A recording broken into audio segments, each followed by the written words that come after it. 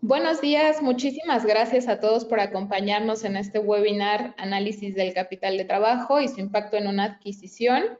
Mi nombre es Melina Reyes, soy coordinadora de Marketing y Comunicación de Mazars en México y bueno, sin más preámbulos, comencemos con la sesión. Únicamente recordarles que si tienen alguna duda o alguna inquietud, pueden ponerla en el chat de preguntas y respuestas y al final de la sesión tendremos unos minutos para responder a todas sus inquietudes. Muchísimas gracias y le doy la palabra a Raúl Montemayor, nuestro socio director.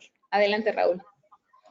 Gracias y buenos días a todos y nuevamente gracias por acompañarnos. Raúl Montemayor, ya me presentó por ahí Meli, socio director de Mazars en México. Muchas gracias por acompañarnos a este webinar sobre el capital de trabajo y lo que puedo decir de esto y de lo que están ustedes a punto de escuchar tiene que ver mucho con el mundo en el que estamos viviendo ahorita, un mundo muy dinámico, un mundo muy cambiante. Después de la pandemia, parece ser que la economía está mostrando un shifting entre todas las empresas alrededor del mundo. Estamos viendo adquisiciones, estamos viendo ventas, estamos viendo fusiones, estamos viendo escisiones. Entonces, una parte muy importante de la medición cuando estamos trabajando en este tipo de transacciones, en este tipo de operaciones, es el capital de trabajo. Es una herramienta esencial a la que tenemos que darle mucha atención y tenemos que conocer cuál es la manera de calcular este capital de trabajo, cómo llegamos a él, qué ingredientes debe de tener este capital de trabajo para poderlo saber analizar en un momento dado o poderlo saber entender y leer cuando estamos en el otro lado de una operación. Tenemos mucha información para ustedes, información muy valiosa que les va a ayudar a entender esta parte, cómo funciona el capital de trabajo. Sabemos que es una medida de solvencia de una empresa, sabemos que es una medida que nos ayuda a entender cuál es la salud de una empresa. Y obviamente esto nos ayuda a poder tomar decisiones importantes, ya sea en una venta o ya sea en una adquisición de una empresa. Entonces, los voy a dejar con los expertos. Humberto Rojas, nuestro socio director de Financial Advisory Services, va a iniciar la reunión y les va a presentar al resto del equipo. Nuevamente, muchas gracias por acompañarnos. Humberto, te dejo la palabra. Muchas gracias, Raúl. Prácticamente nos has robado todas las palabras de la introducción y del curso. No, muchas gracias. La verdad es que muy atinado tus comentarios.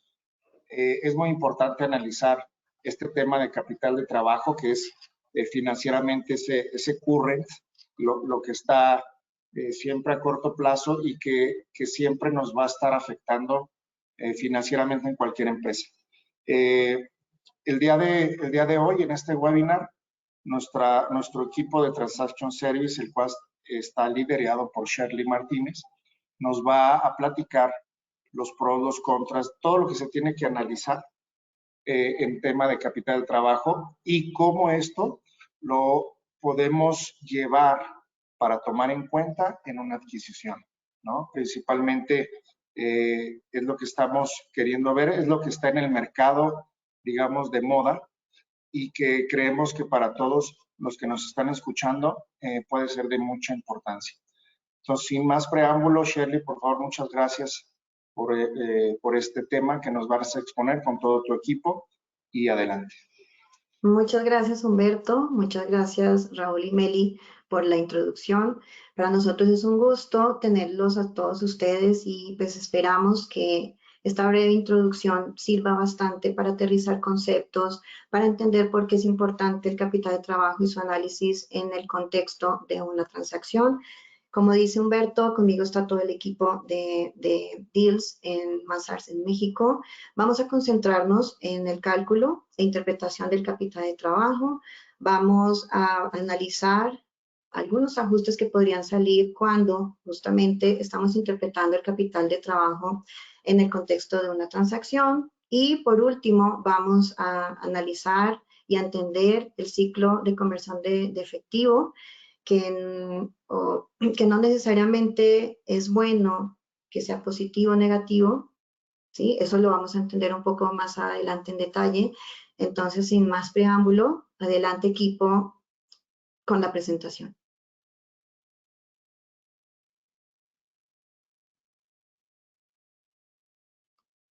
Perfecto, Entonces, muchas gracias, Shirley. Buenos días a todos, gracias por esta introducción. ¿Podríamos pasar a la primera slide, Meli, por favor? Perfecto.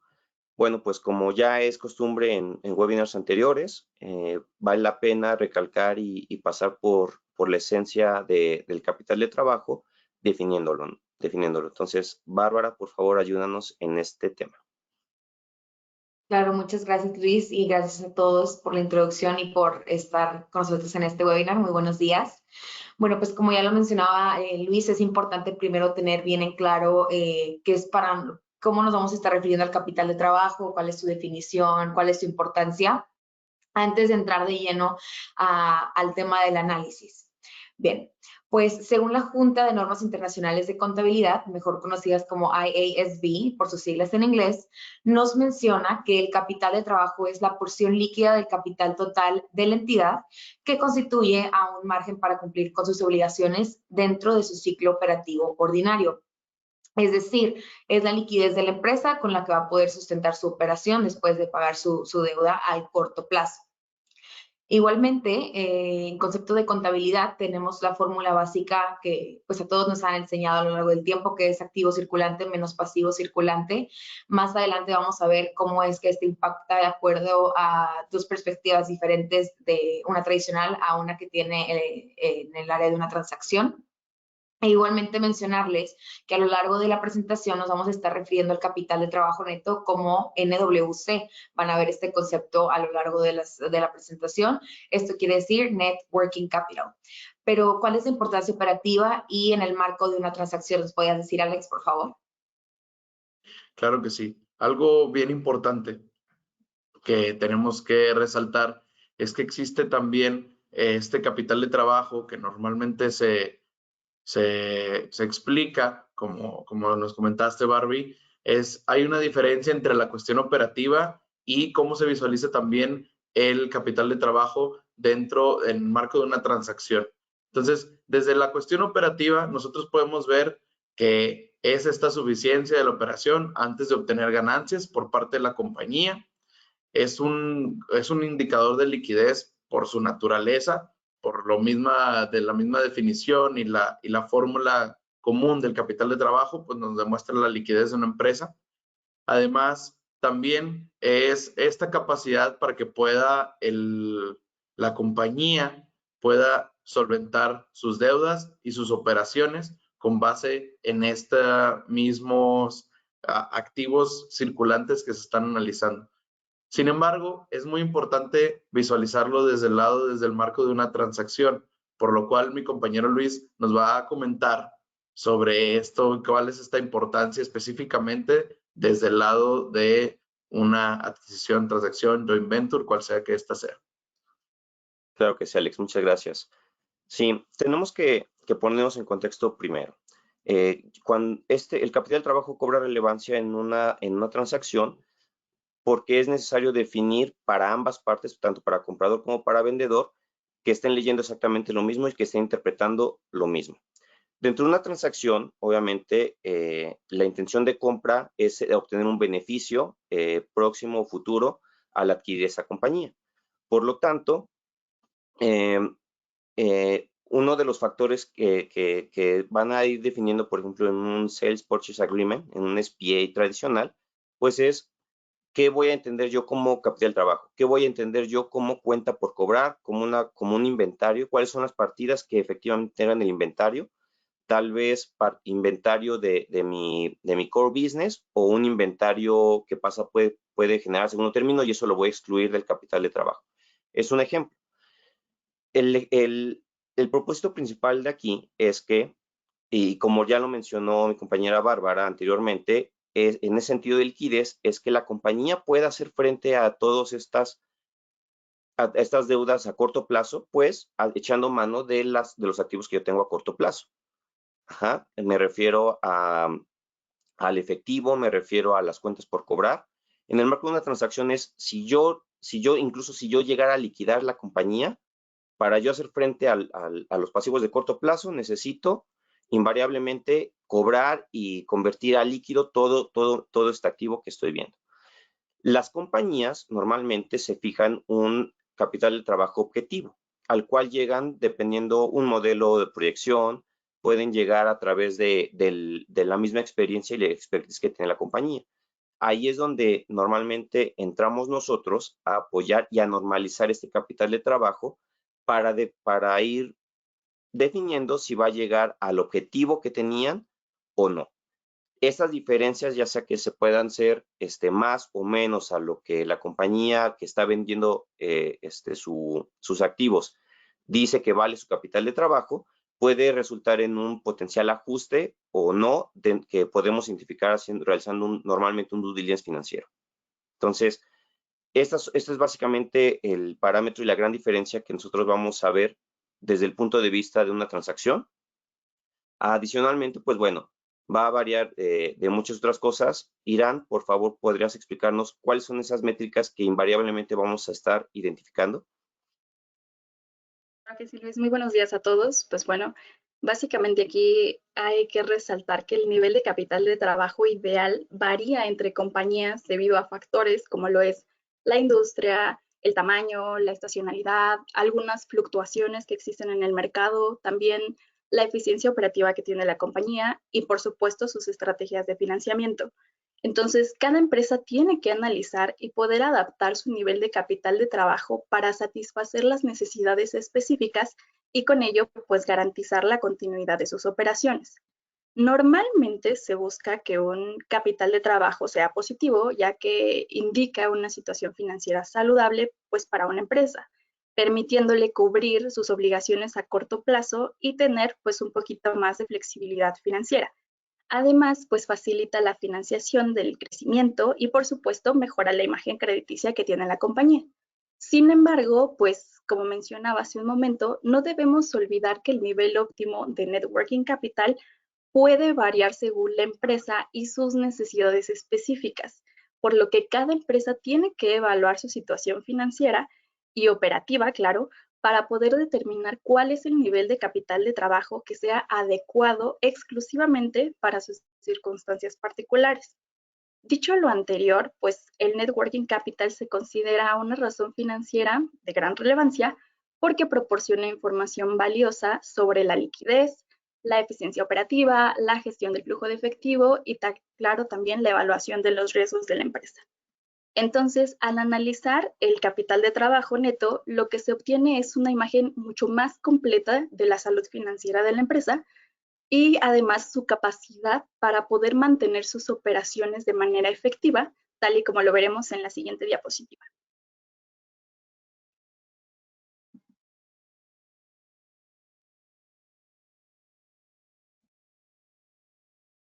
Muchas gracias, Meli.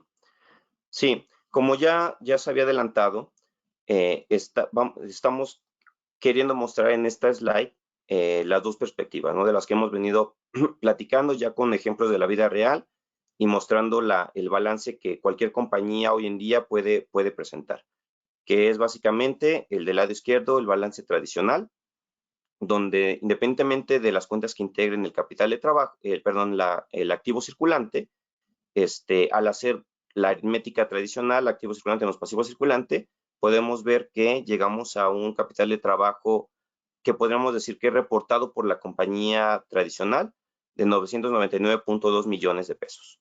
Ajá. Entonces, Alex, ¿qué nos podrías decir de este primer approach? Sí, pues básicamente lo que podemos ver desde nosotros le llamamos pues como perspectiva tradicional, que es el balance general que todo el mundo conocemos, pues vemos un acomodo donde vienen primero los activos y posteriormente los pasivos y el capital. Y como bien lo comentaste, pues al final de cuentas nosotros podemos ver esta distinción del activo circulante y el pasivo circulante y poder hacer esta resta aritmética para poder obtener. Sin embargo, también desde aquí nosotros podemos visualizar algunas de las principales razones financieras que como se comentó anteriormente, pues la mayoría de las razones financieras que se incluyen dentro del capital de trabajo son cuestiones de liquidez. Entonces, digamos, podemos hablar sobre la razón circulante y la prueba ácida, que son las razones de liquidez más comunes, y podemos ver que aquí, si hacemos una división del activo circulante del pasivo circulante, nos da que el activo circulante es 3.06 veces mayor al pasivo circulante. O de la otra forma, también viendo de la prueba ácida, vemos que es el efectivo más las inversiones temporales más las cuentas por cobrar entre el pasivo circulante total, y nos da un resultado de 1.62 veces. Aquí, de esta forma, como lo comentábamos, es mucho más fácil ver la comprensión de la liquidez de esta forma o de este acomodo del balance general. Sin embargo, también podemos ver que existe una poca profundidad en los conceptos que podemos visualizar.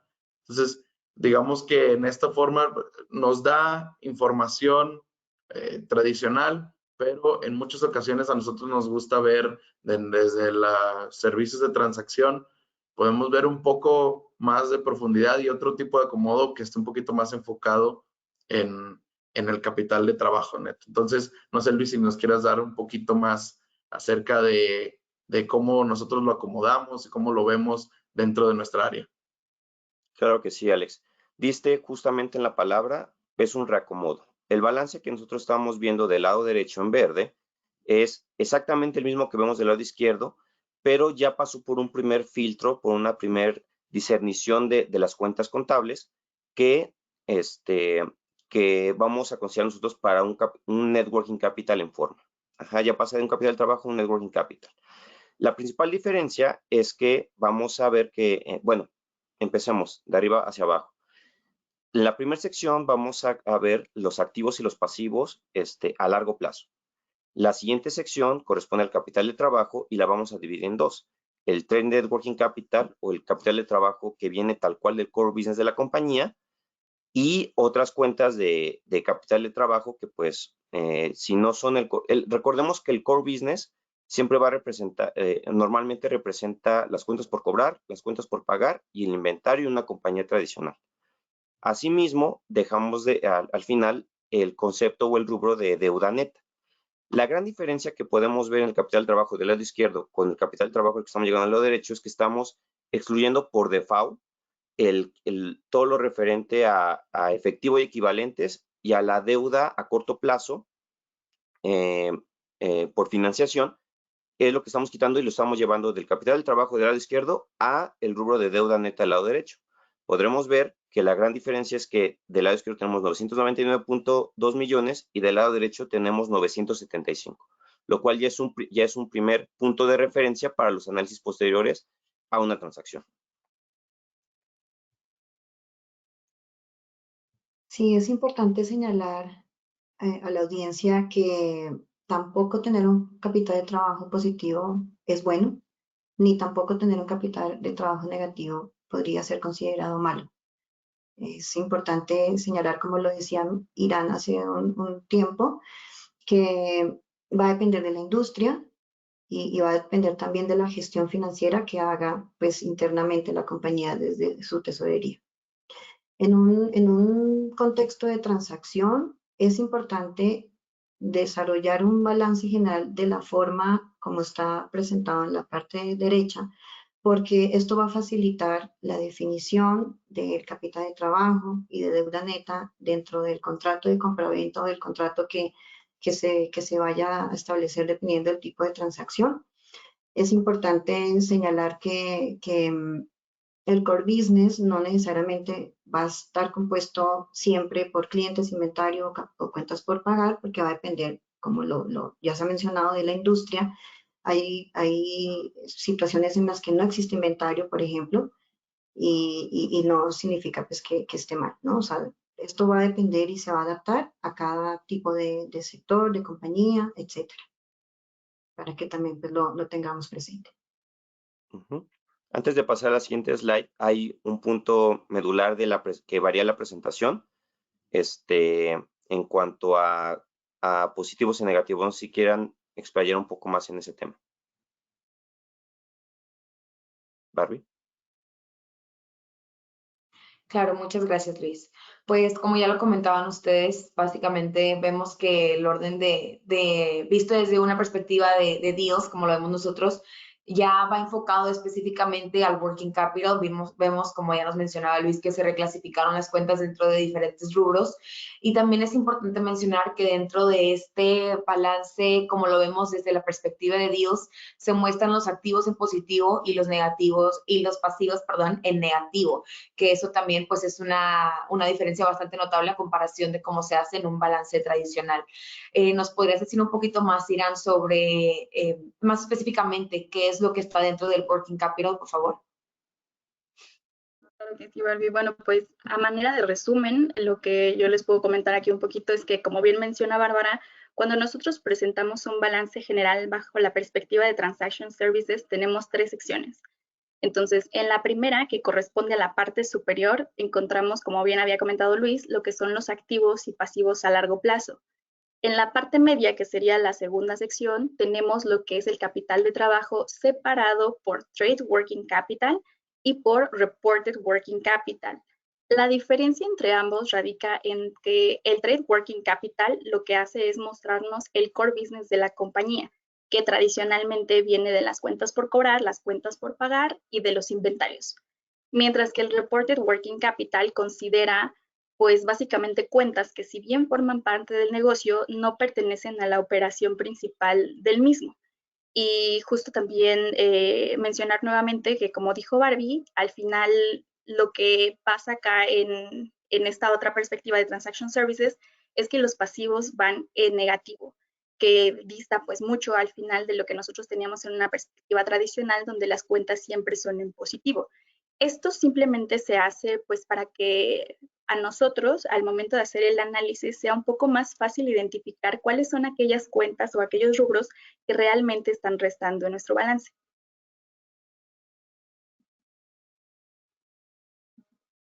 Perfecto.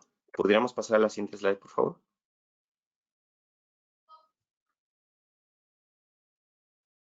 Ya la que sigue.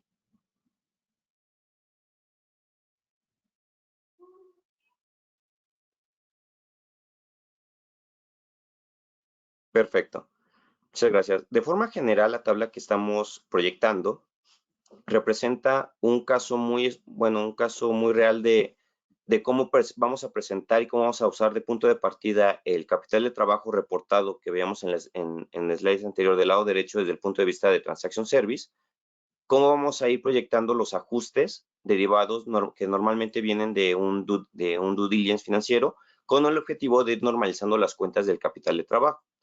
Asimismo, algo que va a complementar este análisis va a ser lo sombreado en azul del lado derecho, esos porcentajes, estos promedios a diferentes periodos, lo cual nos va a ir diciendo si ha habido variaciones significativas más allá de la variación de contrastar simplemente el cierre de cada año. Entonces, Alex, si nos pudieras dar tus comentarios de esta tabla. Claro que sí, Luis, gracias. Sí, es algo muy importante que lo mencionamos, pues ya vamos a ese nuevo acomodo que tenemos del balance general. Ya hacemos, digamos, nos enfocamos específicamente en el área del networking capital y cómo estamos visualizándolo nosotros, ¿no? Entonces, algo bien importante que mencionaste son estos promedios. Nos ayuda a visualizar estas variaciones de maneras temporales. Entonces, algo bien importante, ¿por qué se hacen estos promedios? Se hacen estos promedios porque tenemos que visualizar cómo nos ayuda que por ejemplo, cada una de las cuentas que vienen en este rubro, cada una de ellas, cómo se ha comportado durante el último año. ¿Por qué? Podemos ver en caso real que nosotros nos toca revisar en el área, al momento de hacer este análisis, en ocasiones nos vemos como, por ejemplo, en la cuestión de cuentas por cobrar, cómo han ido incrementando. En este caso, por ejemplo, vemos desde diciembre del 20, diciembre del 21, diciembre del 22, vemos una tendencia a la alza. Sin embargo, esta tendencia a la alza se mantiene durante el proceso del año. Si se mantiene, es que nos ayuda a visualizar estos diferentes promedios, los últimos 3 meses, 6 meses y 12 meses. De igual manera, podemos ver conforme nos vamos acercando en el periodo del tiempo, se va aumentando en la cuenta de los clientes.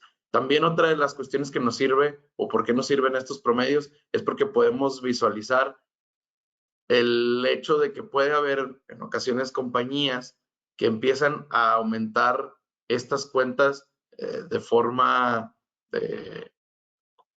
digamos, adrede, ¿no? O sea, entonces ellos realmente están buscando aumentar su inventario, aumentar sus cuentas por cobrar, en ocasiones por la finalidad de que se va a presentar una adquisición y con la idea de poder inflar estas cuentas. Entonces, a esto nosotros nos sirve esta perspectiva para poder realizar potenciales ajustes a estos mismos.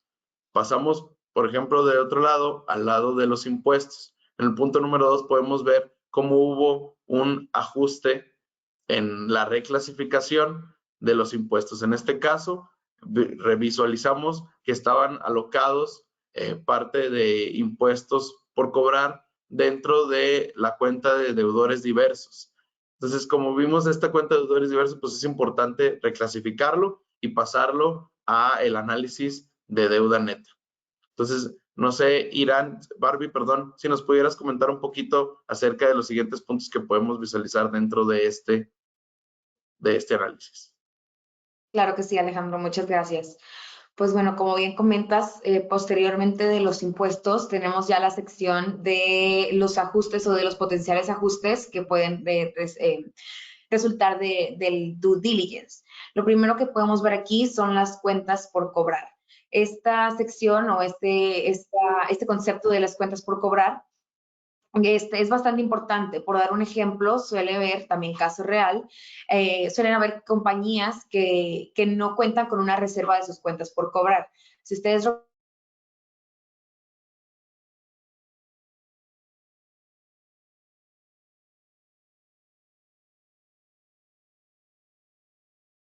Ahí, Luis, ¿nos ayudas poquito? Perdón, Barbie, creo que te perdimos un segundo. Exactamente. Sí, el punto 3 lo que quiere mencionar Barbie es que al identificar, nosotros podemos ver, por ejemplo, a diciembre 22 que cuentan con un saldo de 613 millones de pesos. Sin embargo, dentro del análisis que nosotros realizamos, hacemos las preguntas adecuadas que nos dice que la compañía no ha realizado reservas por incobrabilidad. Entonces, nosotros dentro de nuestro análisis podemos realizar un acercamiento a este cálculo para normalizar la cuenta de clientes. Al realizar este cálculo, pasaría de 613 a aproximadamente 780 millones de pesos para normalizar esta cuenta. Ajá. Asimismo, como a nosotros nos pasan las bases de los clientes y podemos analizar las tendencias y analizar la antigüedad de estos saldos, bien podemos identificar clientes que son solamente de una sola vez, clientes que llegaron tal vez a la compañía que son atípicos dentro de la operación normal, y esto pues obviamente, ya que no va a ser sostenible a futuro, va a derivar en un ajuste también a la cuenta de clientes. Entonces, Irán, ¿qué nos puedes decir, por ejemplo, del ajuste 5 de los pagos anticipados? Claro que sí, pues bueno, como ya han mencionado mis compañeros, en ocasiones existen cuentas que resultan inadecuadas en el análisis del net working capital. Para este caso en particular, esta compañía resultó que esas cuentas correspondían a gastos de instalación y construcciones en proceso, que al ser clasificadas erróneamente por la empresa como pagos anticipados, lo que tenemos que hacer es un ajuste para eliminar esos conceptos del net working capital, dado que no es realmente una cuenta pues corriente, vaya. Exactamente.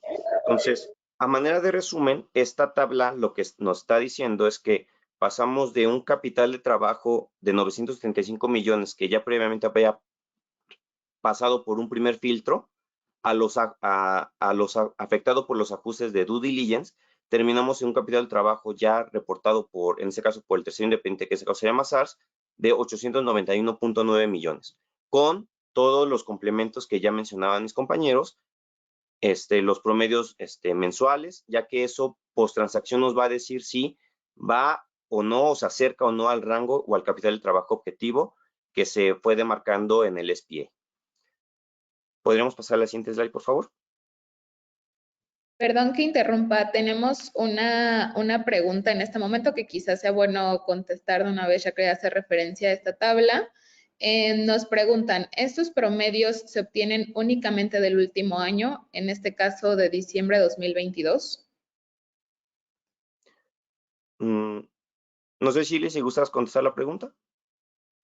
Los promedios usualmente se sacan por año. Entonces, normalmente, para que también sean comparables, entonces vamos a sacar un promedio para el 2020, otro promedio para el 2021 y otro promedio para el 2022. Lo que vamos es a considerar qué tanto tiempo vamos a hacer, si lo vamos a hacer a 6 meses, un año, etcétera, ¿no? Pero entonces, la idea es que sí sean promedios que nos permitan comparar todos los periodos y de esta manera saber, como lo decía Alejandro en su intervención, qué tan distinto está, por ejemplo, que de 2020 a 2022 haya incrementado la tendencia, o a través de analizar los promedios, lo que vemos es que no es tan así, sino que tal vez hubo una situación muy puntual al corte, pero durante el año la tendencia fue diferente. Entonces, igual se puede determinar si lo vamos a analizar a distintos tomando distintos meses, digamos, a lo largo del tiempo, o nos vamos a concentrar en 6 meses, 3 meses o algo así. Pero la idea es que sí sea el mismo tiempo para los distintos cortes, para que seamos más consistentes. Exactamente. Y abundando solamente un poco, perdón, No sé abundando si solamente un poquito, abundando un poco en lo que menciona Shirley, y ya para cerrar, es que esta transacción en específico del que tomamos este ejemplo y estamos proyectando el día de hoy, pues obviamente se querían concentrar en el último año trabajado. Ajá. Sin embargo, hay ocasiones donde a petición de nuestro cliente, pues sacamos el promedio por los últimos 24 meses, que tomarían los últimos 2 años, hasta 36 meses inclusive, que en este caso incluiría todo el scope. Va dependiendo de la necesidad del cliente y cuál va a ser el punto de partida para el precio de compra y cómo va a afectar. En este caso, por eso nada más se tomó en cuenta los años, pero se puede tomar sin ningún problema años incluso anteriores. Con el objetivo de lo que mencionaba Alejandro, estos promedios lo que nos van a decir es si hubo un pico, o sea, de cara al cierre del año. Por ejemplo, aquí podemos ver que de diciembre 21 a diciembre 22 aumentó casi 200 millones. Sin embargo, vemos que en promedio era de 563 millones, o sea, se quedó en medio. Entonces, es algo sano, es algo que no representa una alerta roja para nosotros en este caso. Sin embargo, vemos, y es más, incluso vemos que va un poco al alza, como ya mencionaba Alejandro, 563 a 586 a los últimos 3 meses de 105.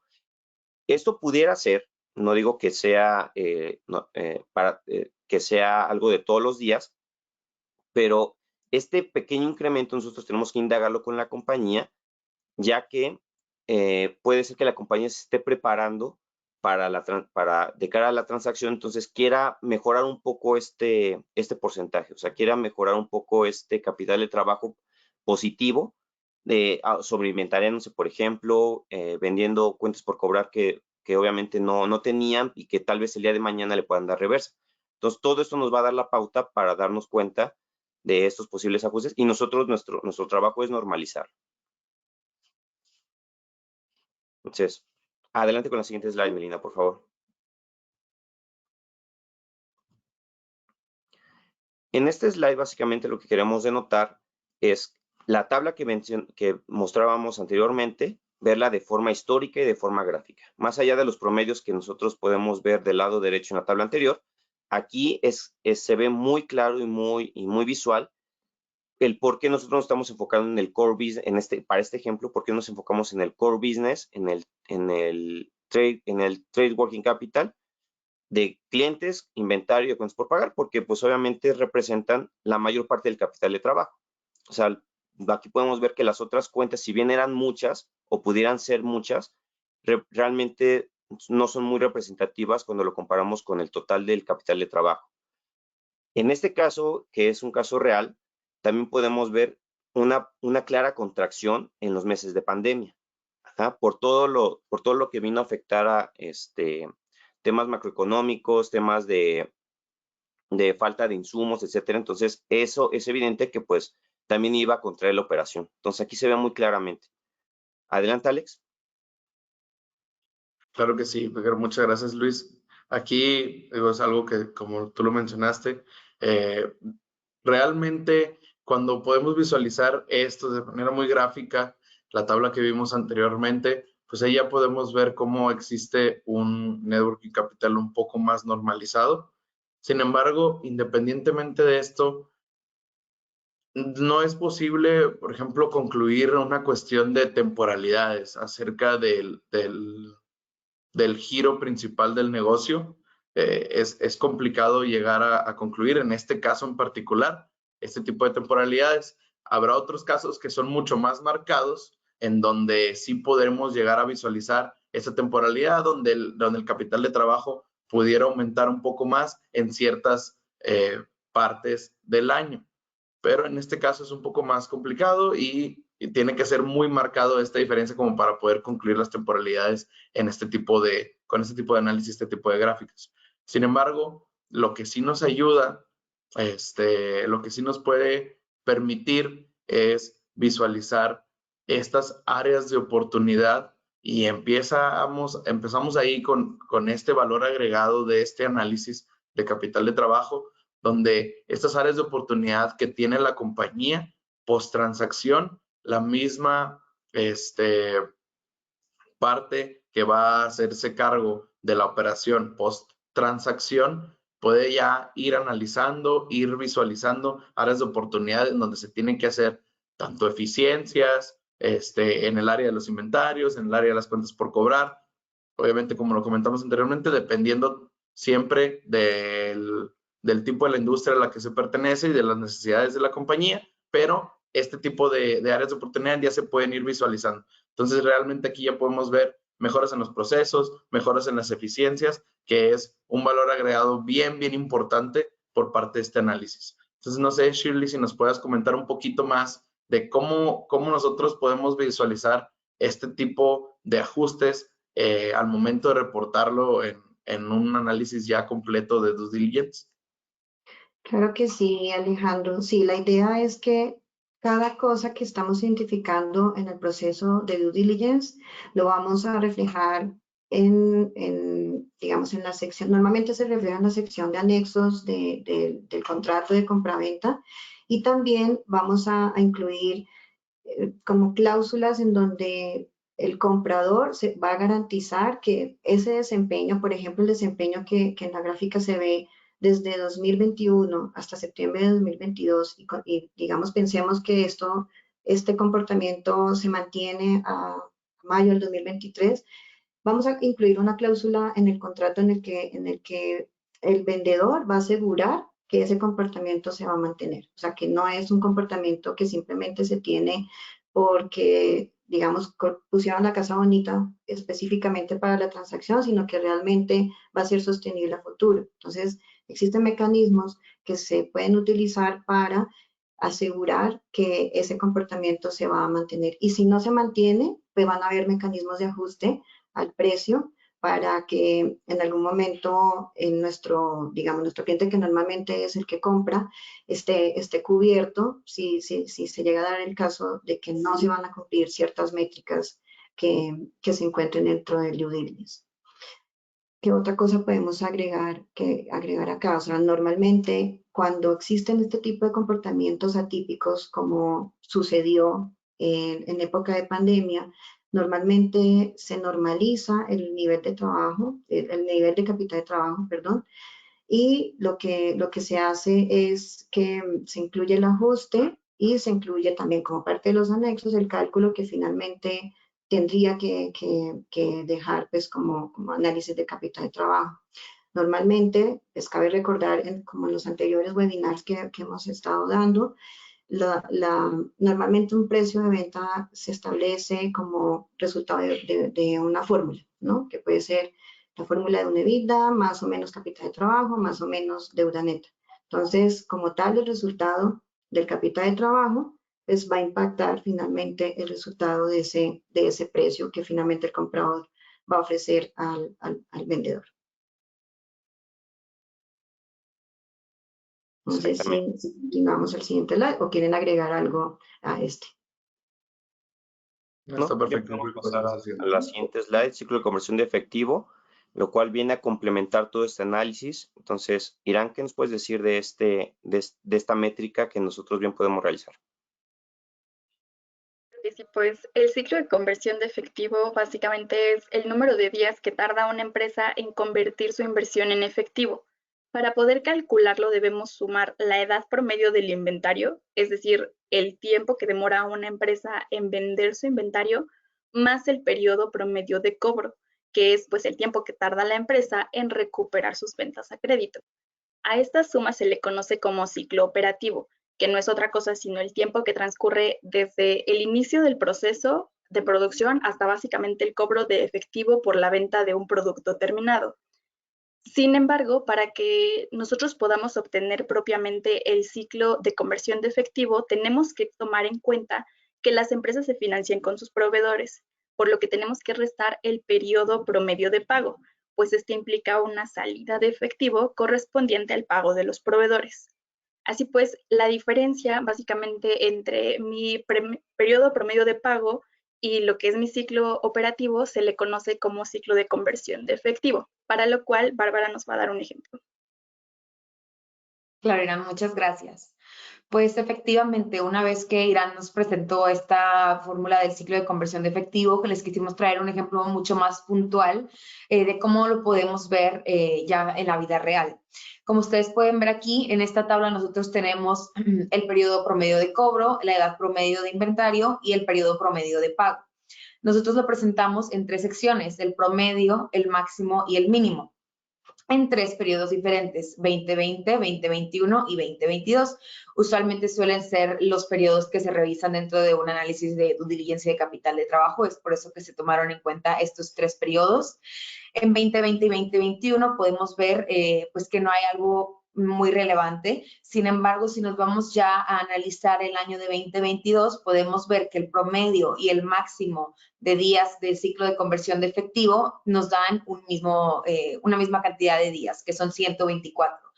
En cuanto al mínimo de días para transformar el efectivo en más efectivo, como es el ciclo de conversión, podemos ver que es 92. Sin embargo, esto es una alarma para nosotros, ya que no es posible, según cuentas, que el promedio y el máximo sean lo mismo, siendo que el mínimo de días es 92. ¿Correcto, Alejandro? Así es. Gracias, Barbie. Sí, realmente aquí, pues digamos que empiezan, con base en este tipo de análisis, comienzan a salir, como lo comentamos durante toda la presentación, pues ajustes potenciales, ¿no? Aunado a esto también, algo bien importante que tenemos que visualizar, que tenemos que hacer durante este análisis también en el ciclo de conversión de efectivo, es visualizar las políticas de la compañía, las políticas propias de la compañía, donde podemos ver, la misma compañía ya tiene sus políticas para cobro, tanto los días de cobro y los días de pago. Entonces, digamos, en este caso podemos visualizar, en el caso real, tal cual de esta compañía, visualizamos que el promedio de los días de cobro es entre 60 y 90 días normalmente. Entonces, ahorita nos visualizamos, por ejemplo, vamos aquí al promedio, vemos que ellos tienen un promedio de 77 días. El máximo es de 89 y el mínimo es de 59. Entonces, en este caso, pues están dentro de este parámetro que mencionan ellos en sus políticas. Por lo tanto, pues en este caso, digamos, caso real, podemos ver que no hay un foco rojo, como lo mencionaste, Barbie. Sin embargo, podemos visualizar, ellos se supone que en sus políticas de la compañía tenían de días por pagar, tenían un promedio o una política de 30 días. En este caso, nosotros estamos viendo cómo el máximo es de 107 días, el promedio es de 78 y el mínimo termina siendo alrededor de 40. Entonces, aquí pues, es donde empiezan a saltar, donde se empieza a indagar, se empiezan a hacer estos cuestionamientos a la administración de la compañía que se lo está haciendo el análisis y podemos ir visualizando estos potenciales ajustes y por eso, por ende, es donde nosotros podemos llegar a visualizar que tanto el promedio del ciclo de conversión de efectivo y el máximo visualizado durante el año 2022 es igual. Entonces, a partir de aquí podemos realizar este tipo de ajustes y, digamos, para para que al momento de empezar a entablar e indagar conversaciones con la compañía para que podamos estar, digamos, todos de acuerdo y en el mismo sentido de este análisis. Ya para no tomar mucho más tiempo y poder continuar con la programación que teníamos, no sé, Shirley, si quieras cerrar un poquito este tema de ciclo de conversión de efectivo y poder ya cerrar nuestra presentación. Claro que sí, Alejandro. Acá volvemos a lo mismo que hemos comentado en slides anteriores, y es que no necesariamente tener un valor, digamos, de días o de conversión muy alto puede ser positivo también. Entonces, ahí es cuando entramos nosotros a analizar caso a caso cada due diligence, cada transacción, para entender si los números que nos están arrojando los análisis tienen sentido con la industria, tienen sentido con la compañía, y también si esto va a estar alineado con las políticas del potencial comprador. Porque también como parte de nuestro análisis vamos, digamos, lo que hacemos es alinear las dos partes, ¿no? Entonces, pueda que el target hoy tenga una política, por ejemplo, de cobro de cartera de 30 días, pero el comprador la tiene a 60 días. Entonces, es empezar a alinear esas expectativas, es empezar a entender que cada compañía es un mundo y que no todas las fórmulas se tienen que aplicar directamente, sino que hay que entrar a entender y a sensibilizar un poco más entendiendo cada negocio. Y pues bueno, esto es como un breve resumen de lo que es el impacto del capital de trabajo en una adquisición. Acá estamos dispuestos a ayudarlos en sus procesos de adquisición, de fusión, etcétera. Así que estamos dispuestos a escuchar sus necesidades. Y pues bueno, ha sido un gusto poder estar acá con ustedes compartiendo algo de nuestro conocimiento. Muchas gracias a todos. Vamos a dar paso a algunas preguntas que tenemos por aquí. La primera de ellas dice, ¿el análisis de capital de trabajo es obligatorio al momento de realizar un due diligence? No es obligatorio, pero se recomienda dependiendo de la industria. O sea, pueda que el capital de trabajo no sea relevante para ciertos clientes, pero sí se recomienda al menos hacer un diagnóstico. O sea, cuando ya se hace esa presentación que se hizo al inicio del tradicional versus el que es para transacción, cuando ya se hace esa discriminación y nos aseguramos pues que todas las cuentas están ahí, nos vamos a dar cuenta qué tan relevante es realmente el capital de trabajo o no. Solamente haciendo, digamos, la separación de cuentas y presentándolo de esa forma nos vamos a dar cuenta, porque cuando se analiza un auditado, así no más, pues no nos dice mucho en cuanto a qué tan relevante es o no, porque puedes estar sumando la caja, la deuda, etcétera, y para un contexto de transacción eso no se analiza de esa forma. Muchas gracias. Tenemos otra pregunta que dice, ¿cómo podremos distinguir qué impuestos deberían de excluirse del cálculo del capital de trabajo? Ok, normalmente en el análisis de capital de trabajo, si ustedes recuerdan la parte cuando se hace la parte verde, pues que es como lo que más recordamos, es que el impuesto sobre la renta, que está muy alineado al cálculo del EBITDA, porque si ustedes recuerdan el EBITDA, pues es las utilidades antes de impuestos, intereses, depreciación y amortización. Ese impuesto que se elimina del cálculo de EBITDA es lo relacionado con impuestos sobre la renta. Entonces, esa reclasificación que nosotros hacemos del capital de trabajo a deuda también está enfocado a impuestos sobre la renta, pero es más ese impuesto que va a ser recuperable a largo plazo o que va a ser compensado a largo plazo o algo así, porque impuestos, como por ejemplo temas que ya que son recurrentes como retención en la fuente o IVA que se va generando en el mismo ciclo de la operación normal, esos impuestos sí hacen parte del capital de trabajo. Gracias, Shirley. Una pregunta más. Para determinar el working capital ajustado, ¿es necesario quitar efectivo y equivalentes del análisis? Sí. No sé si alguien más quiera responder, pero sí es necesario desde una perspectiva de transacciones, porque en una perspectiva de transacción también se tiene que calcular la deuda neta, y la deuda neta es el resultado de ítems como el impuesto sobre la renta que se traslada, si está clasificado como corto plazo o como corriente, se traslada a deuda, y la caja, la deuda a largo y corto plazo, inversiones que se tengan, todo ese tipo de cuentas las extraemos para hacer el cálculo de deuda, porque también hace parte, como lo mencionaba anteriormente, del cálculo del precio de compra-venta de una transacción, de la fórmula, pues. Muchas gracias. Y tenemos por aquí una más. ¿Cómo impacta específicamente el capital del trabajo neto al determinar el precio de una compra, el precio de compra de una compañía? Exacto. Entonces, justamente lo que hemos venido hablando, el capital de trabajo hace parte de la fórmula en algunos casos de una operación. Hay veces que simplemente es un valor fijo, o sea, que simplemente el cliente y el comprador y el vendedor definen un precio fijo y ya, o sea, de eso no se va a mover con ningún tipo de ajuste, o se establece como parte de las condiciones que el precio de compraventa se va a afectar dependiendo del resultado de capital de trabajo. Y hay otros mecanismos, como lo mencionaba antes, que se va a poder definir, por ejemplo, que en un año vamos a volver a ver las cifras y ver qué tanto evolucionó. Si aumentó o disminuyó, pues eso también va a tener un impacto en el valor que se va a transferir finalmente al que vende, ¿no? Al vendedor.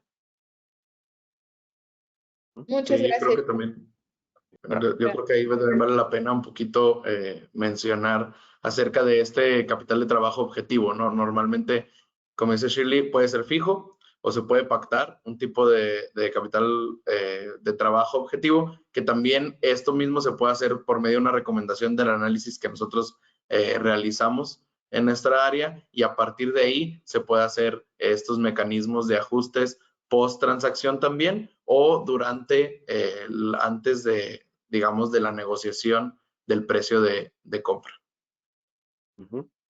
Y vale la pena también mencionar que el punto fino como tal, y nosotros gustosos de dar ejemplos de la vida real, de cómo se define en un SPA, por ejemplo, cómo va a jugar el valor de EBITDA determinado, cómo va a jugar el capital de trabajo con sus definiciones, qué cuentas van a integrar los diferentes rubros de activo circulante, pasivo circulante, qué se va a eliminar de inventario, si va a ser asequible a algún ajuste post-transacción. Todo eso lo podemos ver en el SPA, y de hecho, y justamente aproveché la oportunidad para mencionar que justamente el próximo webinar que tenemos pensado es entrar al detalle de un SPA, explicar, dar recomendaciones, y obviamente pues dar nuestra mejor asesoría a las personas que están actualmente o piensan estar próximamente involucradas en una transacción.